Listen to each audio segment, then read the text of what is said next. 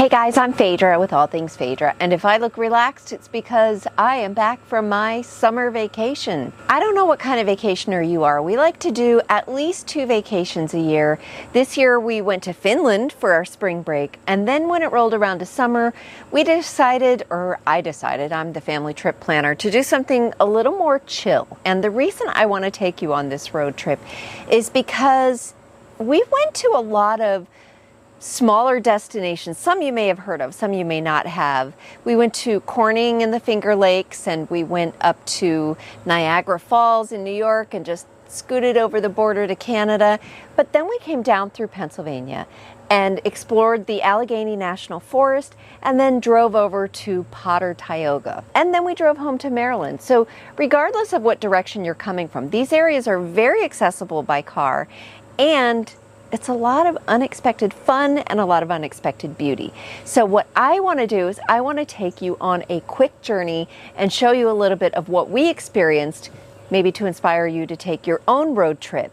And if any of these destinations look kind of cool to you, go ahead and hit that subscribe button, because I'm going to be doing some follow-up videos where I am diving deep into some of these destinations and giving you more details on where to go and where to stay, what to do, and what to eat.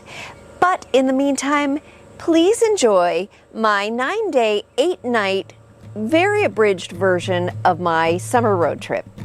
We started our road trip in our home state of Maryland, drove about 4.5 hours to get to Corning, New York, where our first stop was the Corning Museum of Glass. This is a beautiful piece of architecture, but what we love is that it's about 50% science and 50% art. After spending the morning indoors, we headed outdoors up to the Finger Lakes to Watkins Glen State Park, a beautiful gorge carved by glaciers many years ago. Lots of waterfalls and plenty of walking paths to see it all. We also spent time at Mountain Rose Horse Farm, my first time horseback riding. The 2 sisters that run the farm taught us everything we need to know about horsemanship and took us for a lovely 1-hour ride. Keeping up with animals, we went to the Mud Creek Bison Ranch, where we saw bison, of course, safely from the car. After our driving tour, we stopped back into the main facility where they have a restaurant in case you want to eat bison. And before we headed out of the area, we stopped at Bully Hill Vineyards, one of the many vineyards along the Finger Lakes, where we not only toured the property, lovely even in the rain, but we had lunch and a little tasting. With my husband behind the wheel, we headed out on our next adventure to our next stop, a short 2.5-hour drive to the border, where we waited in line for just a little bit and then hopped on over to Canada, where we went to see birds. Yes, our first stop in Niagara Falls was Bird Kingdom, one of the world's largest indoor aviaries. We saw so many birds. The African gray is my son's favorite, and a toucan. It's my first time actually seeing a toucan. And we paid a little bit extra so that we could hand feed the lorikeets. But we did spend time at the falls. We went to Niagara Park's power station, a former power station that now has this amazing experience where you can actually go down and walk through one of the water outflow tunnels. The view at the end is worth it. You're right next to the falls, but take my advice, wear the dorky raincoat. It's also worth taking a look at from above, not only during the day, but also at night. We went further down the Niagara River to the Whitewater Walk, where once again, you take an elevator down, take a tunnel out to the edge of the river, and you have a chance to see beautiful Class 6 rapids. As we left Niagara Falls, headed back to good old USA, we couldn't resist seeing the falls one more time at Niagara Falls State Park. This time, we did the traditional activity, riding the Maid of the Mist.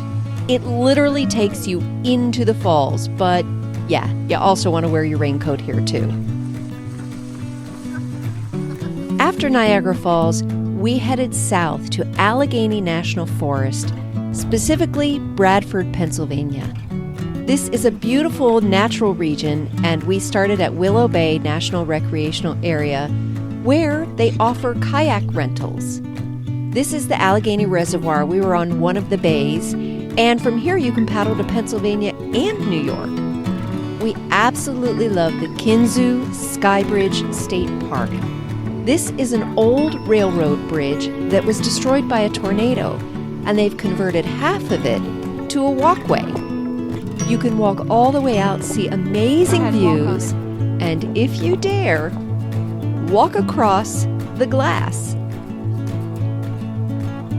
Continuing our outdoor adventure, we found a rail trail, which was perfect for the entire family for a little bike ride. And we ended our visit indoors at the Zippo Case Museum. Zippo's known for lighters, Case is known for knives.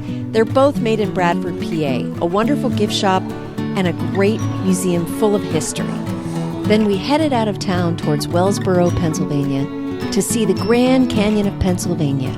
But a stop at the Pennsylvania Lumber Museum was in order to help set the stage for the importance of this industry in the area. We started with old covered wagon tours. This is literally a horse-drawn covered wagon ride through the bottom of the canyon. This activity is great for any age and ability, but halfway through the ride, if you want, there's a great little hike that leads you to a beautiful waterfall. After seeing the canyon from below, we headed up to Colton Point State Park, where you can drive directly to the top of the rim. It's an easy hike if you're not looking for ups and downs, and you're rewarded with this beautiful view. The area was truly breathtaking. After we spent time there, it was time to head home, a quick 4-hour drive back to Maryland, back where we started. So what did you think? You know, here's the good thing about these destinations is you don't have to visit in summer. In fact, many of these are beautiful in the fall and even in the spring if you catch it at the right time. So regardless of what kind of vacationer you are, this will hopefully give you some inspiration whether you like to do things indoors, outdoors, or a combination of both. So thanks for watching, and I will see you on the road soon.